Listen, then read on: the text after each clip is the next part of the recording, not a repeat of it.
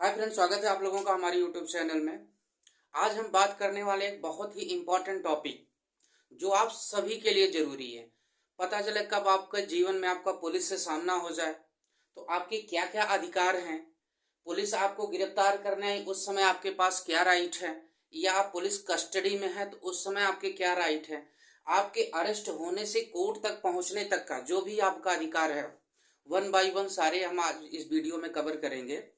तो वीडियो आपके लिए बहुत ही इम्पोर्टेंट होने वाली है, क्योंकि ये अधिकार आप सभी के लिए जरूरी है। अगर आप लीगल प्रोफेशन में हैं तब भी, नहीं है तो और जरूरी है आपके लिए कि आपके राइट्स क्या क्या हैं, क्या लॉ में प्रोविजन दिया गया है, क्या सीआरपीसी में क्या प्रोविजन है। अब तो भारतीय न्याय संहिता चल रही है, उसमें कौन सा सेक्शन है या क्या प्रोविजन है, या हमारे इंडियन कॉन्स्टिट्यूशन में क्या रिलेटेड प्रोविजन है।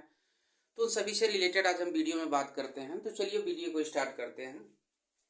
तो चलिए एक इमेज आप अपने दिमाग में क्रिएट करिए, ठीक है। पहले देखिए, अक्यूज्ड के राइट में बताने जा रहा हूं। अक्यूज्ड कौन होता है? अक्यूज्ड एक वर्ड होता है, अक्यूज्ड। अक्यूज्ड अक्यूज्ड का मतलब होता है कि आपके खिलाफ कोई चार्ज लग गया, थाने में कोई रिपोर्ट हो गई आपके खिलाफ।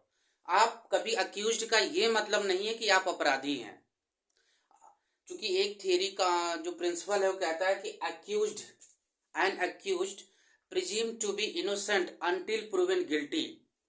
अगर आपके ऊपर चार्जेस लगे हैं तो आपको तब तक अपराधी नहीं समझा जाएगा जब तक कोर्ट आपको पनिशमेंट नहीं दे देता है। आप देखते होंगे कहीं फॉल्स एफआईआर रजिस्टर्ड हो जाती है, बाद में कोर्ट उसको जो है एक्विटल दे देता है, छोड़ देता है। तो वो क्या हुआ, वो अपराधी तो नहीं था लेकिन चार्जेस उसकी जो है उसके झूठे लगाए गए थे।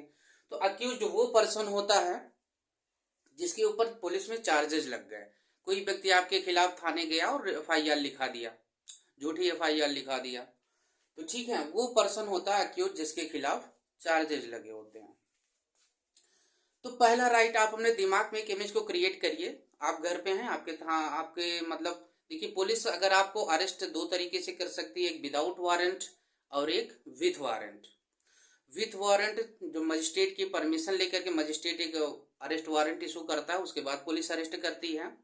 विदाउट वारंट जैसे आप बहुत ही हीनियस टाइप के क्राइम अगर किसी ने किया, जैसे रेप, मर्डर, इन सब पुलिस से मजिस्ट्रेट से परमिशन नहीं लेती, डायरेक्टली आपको गिरफ्तार कर लेगी। आके जहां भी आप मिलेंगे वहां से पुलिस आपको अरेस्ट कर लेगी। तो सपोज दैट आपके खिलाफ थाने में चार्जेस लग गए हैं, रिपोर्ट हो गई थाने में, आप घर पे हैं, पुलिस आई आपको अरेस्ट करने के लिए। तो यहां से आपका राइट शुरू होता है। पहला राइट जो आपका होता है,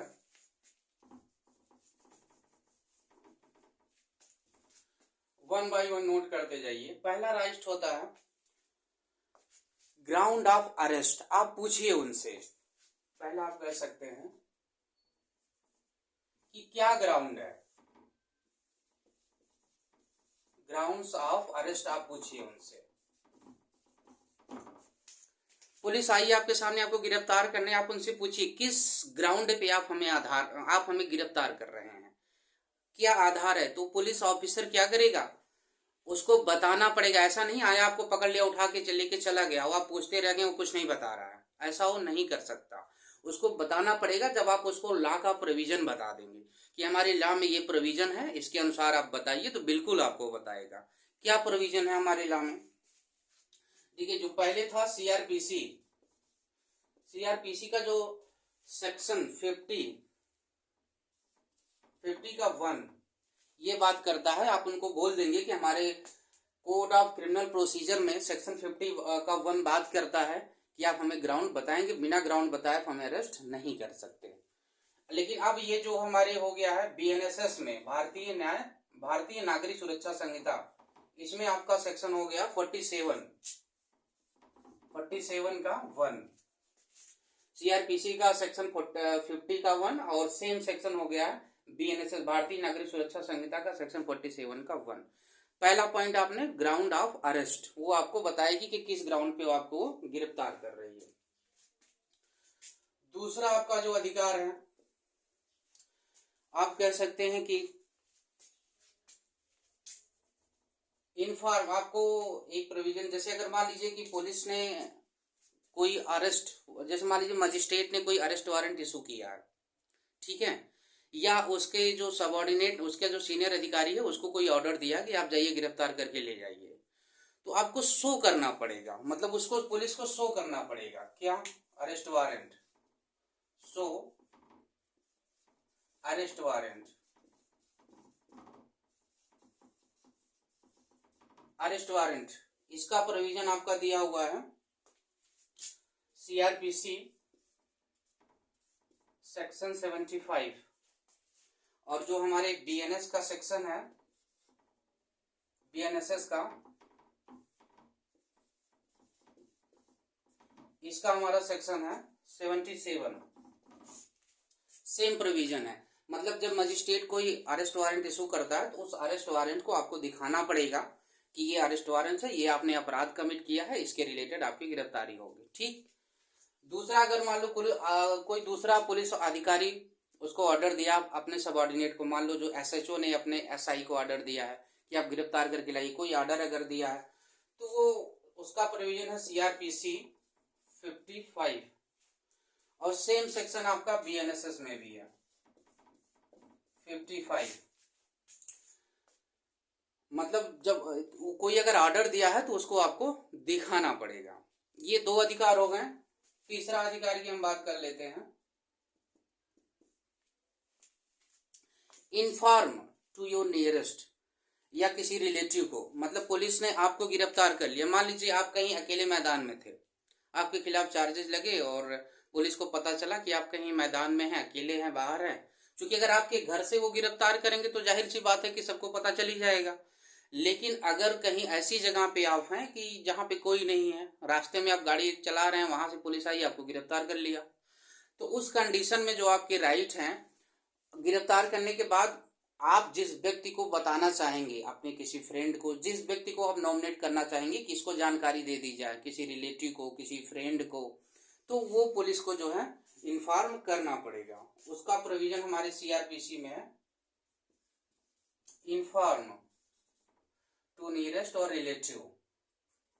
ठीक है, इसका प्रोविजन हमारे सीआरपीसी में, सीआरपीसी का सेक्शन 50A बात करता है। जो हमारा बीएनएसएस का सेक्शन हो गया 48, बीएनएसएस का जो सेक्शन है वो है 48, सेम प्रोविजन है। ये आपके 3 राइट हो गए। ठीक, पुलिस आपको गिरफ्तार करने आई, आपने ग्राउंड पूछा, ग्राउंड उसने बताया। अगर अरेस्ट वारंट है तो अरेस्ट वारंट आपको दिखाएगा, या किसी उसके सीनियर ने भेजा है तो कोई ऑर्डर वगैरह है, जो भी रीजन है वो बताएगा। गिरफ्तार करने के बाद कहीं अकेले आपको गिरफ्तार किया गया तो जिस व्यक्ति को आप बताना चाहेंगे अपनी गिरफ्तारी के बारे में, तो आप उस व्यक्ति को बता सकते हैं, ये आपके राइट है। आप पुलिस को बताएंगे कि हमारे जो लॉ में ये प्रोविजन आप हमको बताएंगे, आप हमें, मतलब आप उस व्यक्ति को इन्फॉर्म करिए जिसको आप बताना चाहेंगे। और जो चौथा अधिकार है, examination by the medical practitioner, medical practitioner. देखिए, क्योंकि ये प्रोविजन इसलिए बनाया गया, जैसे पुलिस ने आपको गिरफ्तार कर लिया तो कभी कभी होता है पुलिस 3rd डिग्री का इस्तेमाल करती है, होता है अमूमन।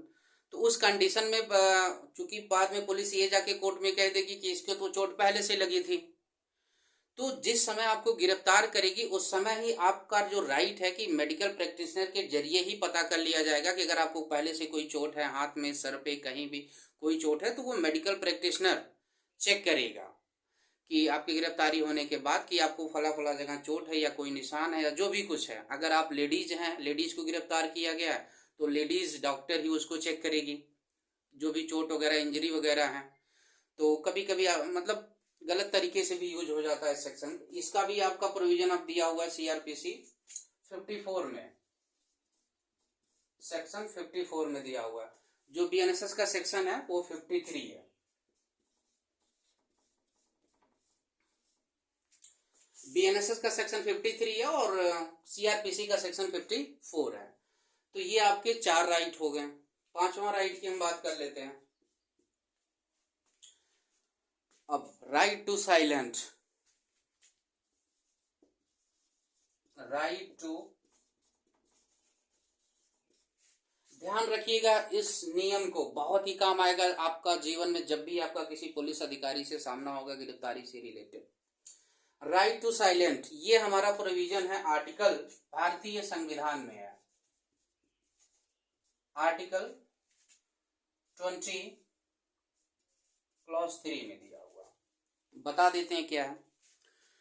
पुलिस ने आपको गिरफ्तार किया, आप मान लीजिए कोई मर्डर का आरोप आपके ऊपर लगा है कि आपने, कोई एक व्यक्ति है जिसका आपने मर्डर किया है, पुलिस आपसे पूछ रही है आपने मर्डर किया है, आपसे क्वेश्चन कर रही है, तो हमारा ये संविधान हमको राइट देता है कि आप चुप रह सकते हैं। जबरदस्ती पुलिस आप मतलब आपके खिलाफ आपको विटनेस नहीं बना सकती कि आपने बयान दिया था, मतलब ऐसे चार्जेस जो आपको जो है अपराधी ठहरा रहे हो, ऐसी बातें पुलिस आपसे पूछ रही है, अगर आप बोलेंगे तो आपके खिलाफ हो जाएंगे, आपको अपराधी घोषित, मतलब आपके खिलाफ वो चार्जेस लगेंगे, तो वो कंडीशन में आप वहां पे चुप रह सकते हैं। हाँ, लेकिन अगर और कोई जानकारी आपसे पूछ रही है, मान लीजिए किसी और मैटर में आपको गिरफ्तार किया गया, वहां कुछ और लोग थे, तो वहां पे कौन कौन थे, कैसे क्या, तो वो आपको बताना पड़ेगा। लेकिन जो जिससे जो मतलब चीजें बताने से आप अपराधी बनेंगे, उन चीजों के मैटर पे आप चुप रह सकते हैं, आप बता सकते हैं। हमारा भारतीय संविधान आर्टिकल 20 का क्लास 3 आपको राइट देता है, आपको प्रोटेक्शन देता है राइट टू साइलेंट रहने का। ये हो गए 5 राइट। चलिए बात करते हैं छठे राइट की।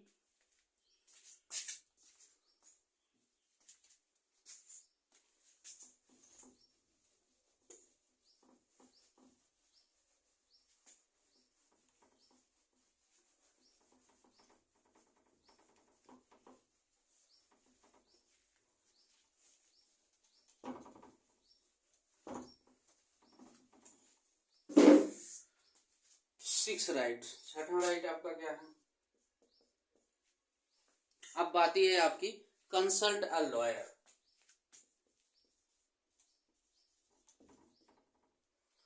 Consult to a lawyer. Police ने आपको गिरफ्तार कर लिया, आप चुप है, नहीं बोलने, आपने कहा आप पहले हमारे वकील को बुलाइए, आपने किसी वकील का नाम सजेस्ट किया, वो हम जो अपना जो भी आप पूछताछ करना हो हमारे वकील के सामने करिए। हाँ, लेकिन ध्यान रहिए कि पुलिस पूरे इंट्रोगेशन के दौरान वो वकील आपके साथ नहीं रहेगा। कुछ कंडीशन जहां पे आपसे पूछताछ हो रही है, आप उस वकील का नाम जो है उसको सजेस्ट करेंगे, फला वकील है, आप उनको फोन करिए, उनको बुलाइए और उनके सामने ही हम अपना बयान देंगे, ठीक है। तो उसका भी प्रोविजन आपका हमें दिया हुआ है, सीआरपीसी का 41D, जो हमारे बीएनएसएस का सेक्शन है 38। एक दूसरा भी प्रोविजन है सीआरपीसी का जो बात करता है सेक्शन 303, जो बीएनएसएस का सेक्शन है वो आपका 340।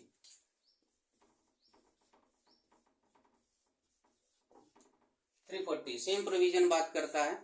और आर्टिकल 22 भी हमारा, आर्टिकल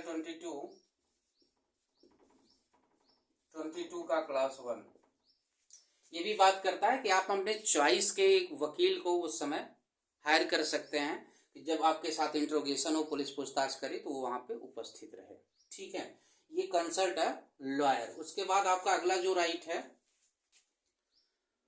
6 राइट हो गए, सातवां आपका क्या राइट है?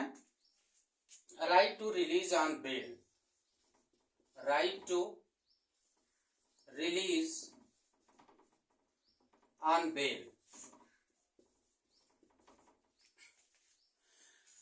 बेल, देखिए मान लीजिए कि 2 तरीके के अपराध होते हैं, एक कॉग्निजेबल, एक नॉन कॉग्निजेबल। कॉग्निजेबल वो होते हैं जो बहुत ही सीरियस टाइप के अपराध होते हैं, मर्डर, रेप, जो भी बहुत हीनियस टाइप के अपराध होते हैं। नॉन कॉग्निजेबल वो होते हैं जैसे आप किसी को थप्पड़ मार दिए, आपने किसी को गालिज दे दी, आपने पब्लिक पीस को भंग किया, ये नॉन कॉग्निजेबल ऑफेंस होते हैं। अगर इसमें पुलिस मजिस्ट्रेट के ऑर्डर से, मान लो ऐसे तो गिरफ्तार नहीं कर सकती, लेकिन मजिस्ट्रेट ने ऑर्डर दिया, आपको गिरफ्तारी हुई उस कंडीशन में, तो आपका राइट है। इसमें भी 2 प्रकार के कैटेगरी होते हैं ऑफेंसेस में, एक होता है बेलेबल, एक होता है नॉन बेलेबल। आप रेप, मर्डर वगैरह अगर करते हैं तो ये नॉन बेलेबल ऑफेंस है। नॉन बेलेबल का ये मतलब नहीं है कि आपको जमानत नहीं मिलेगी, फिर ये आपका राइट नहीं होगा फिर बेल लेने का। ये कोर्ट के ऊपर डिपेंड करेगा, कोर्ट चाहेगी सरकमस्टेंसेस के आधार पे तो आपको बेल दे सकती है, नहीं चाहेगी तो नहीं भी दे सकती है, बट ये आपका राइट नहीं होगा। लेकिन जो बेलेबल ऑफेंस होंगे, पुलिस ने अगर आपको गिरफ्तार कर लिया हो बेलेबल ऑफेंस में, गाली गलौज के मामले में या छोटी मोटी घटनाओं के मामले में, वो ये बेलेबल और नॉन बेलेबल कहाँ मिलेगा, अगर चाहेंगे तो ऑनलाइन आप सर्च कर लेंगे बेलेबल और नॉन बेलेबल ऑफेंस, उसकी एक पूरी लिस्ट आ जाएगी आपको, या आप बेयर एक्ट वगैरह ले लेंगे तो उसमें पूरी लिस्ट दी गई हुई है। जितने भी ऑफेंसेस बेलेबल हैं, जो भी हमारे इंडियन पीनल कोड में या इस समय जो भारतीय न्याय संहिता में जो भी ऑफेंसेस है पूरी लिस्ट उसमें दी गई है।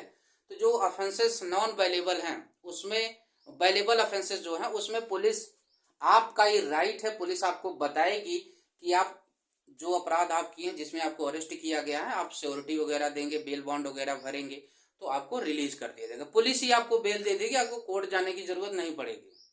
पुलिस के पास भी ये राइट होता है कि आपको सिक्योरिटी वगैरह, मतलब आप किसी और व्यक्ति को लेके आए समाज में, वो आपकी गारंटी लेगा कि हाँ इस व्यक्ति को मैं जानता हूँ, कोई दिक्कत नहीं, आप इसको छोड़ दीजिए, या कोई बॉन्ड वगैरह भरवाएगा तो वो भी आपको भरना पड़ेगा, फिर उसके बाद पुलिस आपको बेल दे देगी। देखिए इसका प्रोविजन आपका सीआरपीसी के सेक्शन जो है आपका 50 का क्लास 2, और बीएनएसएस का जो सेक्शन है ये आपका बीएनएसएस का सेक्शन 47 का क्लास 2 है, 47 का क्लास 2 है। बीएनएसएस का सीआरपीसी का 50 का क्लास 2, बीएनएसएस का आपका 47 का क्लास 2। अब आगे बात करते हैं 8वां, 8th राइट। यहां तक बेल आपको, मान लो बेल आपने नहीं लिया या बेल पुलिस ने नहीं दिया, अब क्या करेगी पुलिस? अब पुलिस आपको मजिस्ट्रेट के सामने विद इन 24 आवर उसको पेश करना पड़ेगा। मान लो आपको पुलिस 2 दिन से बंद रखी है और कुछ पूछ रहे हैं, आप बता भी नहीं रही है और मजिस्ट्रेट के सामने भी नहीं ले जा रही, तो जब आप लॉ का प्रोविजन उसको बता देंगे तो जरूर जाहिर सी बात है कि वो आपको ले जाएगी, वहां पे मजिस्ट्रेट के सामने पेश करना पड़ेगा, produce before the magistrate,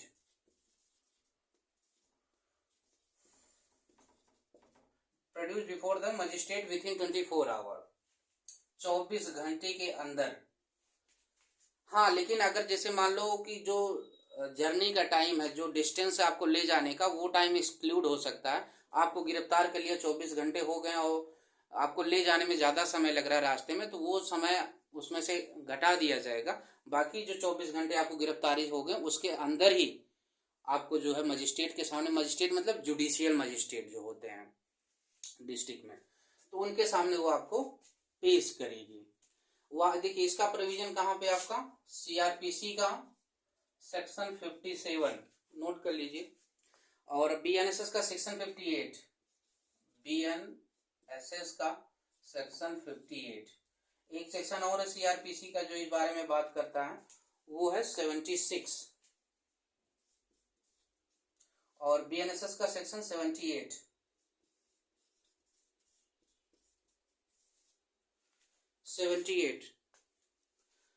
article हमारा जो भारतीय संविधान का 22 का क्लास 2 ये भी बात करता है कि 24 घंटे में आप मजिस्ट्रेट के सामने उस व्यक्ति को पेश करिए।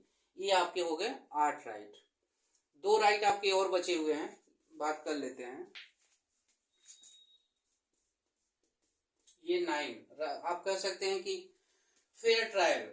अब आप कोर्ट पहुंच गए, उसने आपको कोर्ट के सामने प्रोड्यूस कर दिया, तो बेल कभी कभी अगर पुलिस नहीं देती है तो कोर्ट दे देता है, जहां पे बेलेबल ऑफेंस हो गए वहां पे कोर्ट आपको बेल दे देगी। अब जो 9 होता है right to fair trial. Right to fair trial जो आर्टिकल 14 है हमारे इंडियन कॉन्स्टिट्यूशन में, कि कोर्ट आपको सभी व्यक्ति को एक बराबर तरीके से देखेगी। कोई अगर मान लीजिए आपके सामने कोई अमीर व्यक्ति है और आप गरीब हैं, तो उसके हिसाब से भेदभाव नहीं करेगी। अगर आप भले ही अमीर हैं तो ये नहीं देखेगी कि आप अमीर हैं तो आपको सजा नहीं देगी, आपको फेयर ट्रायल का मौका मिलेगा, आपके सामने सारी प्रोसीडिंग चलेगी, आपको सुना जाएगा। ऐसा नहीं बिना सुने आपको जो है पनिशमेंट दे दिया जाएगा, पूरा मौका आपको दिया जाएगा सुनने का। तो जो आर्टिकल 14 है, राइट टू फेयर ट्रायल आप कह सकते हैं, article 14 of the Indian constitution. आप कोर्ट पहुंच गए, प्रोसीडिंग स्टार्ट हो गई। मान लीजिए कोई ऐसा व्यक्ति है जो बहुत ही गरीब है, जो किसी वकील को हायर नहीं कर सकता, तो आपका 10वां जो राइट है, राइट टू लीगल एड, इसका प्रोविजन हमारे दिया हुआ आर्टिकल 39A इंडियन कॉन्स्टिट्यूशन में। सीआरपीसी में भी इसका प्रोविजन है, सेक्शन 304। अब बीएनएसएस का ये सेक्शन बन गया है 341। सीआरपीसी का सेक्शन 304, बीएनएसएस का सेक्शन 341। ये बात करता है अगर व्यक्ति, अब कोर्ट में प्रोसीडिंग चालू हो गई, आप किसी वकील को हायर नहीं कर पा रहे हैं, तो जो हमारा ये आर्टिकल और जो सेक्शन बात करते हैं कि स्टेट मतलब जो सरकार के, उसका पैसा कौन देगी? सरकार देगी, आपको वकील देगी कि मैं आपको फ्री में वकील दे रहा हूं, आपकी तरफ से वो लड़ेगा। आप कह सकते हैं, अगर नहीं दे रही तो कोर्ट आपको बताएंगे, अगर कोर्ट में है तो कोर्ट जरूर आपको कहेगी अगर आप वकील नहीं कर पा रहे हैं तो हम आपको वकील ये प्रोवाइड करेंगे, या आप खुद कोर्ट से कह सकते हैं कि हम नहीं अफोर्ड कर पा रहे हैं, आप हमें किसी वकील को दीजिए। तो ये आपके राइट होते हैं, बाकी और भी सारे राइट होते हैं। आशा करता हूं कि सारे राइट आपको समझ में आए होंगे। ये याद रखिएगा इन सारे राइट को, इन सारे सेक्शन को, बहुत ही जरूरी है। तो आशा करता हूँ वीडियो आपको पसंद आई होगी। वीडियो पसंद आई हो तो चैनल को सब्सक्राइब कर लीजिए, वीडियो को लाइक करिए, नोटिफिकेशन की बेल ऑन कर दीजिए ताकि हमारी वीडियो आपके पास सबसे पहले पहुंचे। तो मिलते हैं फ्रेंड्स अगली वीडियो में, तब तक के लिए नमस्कार।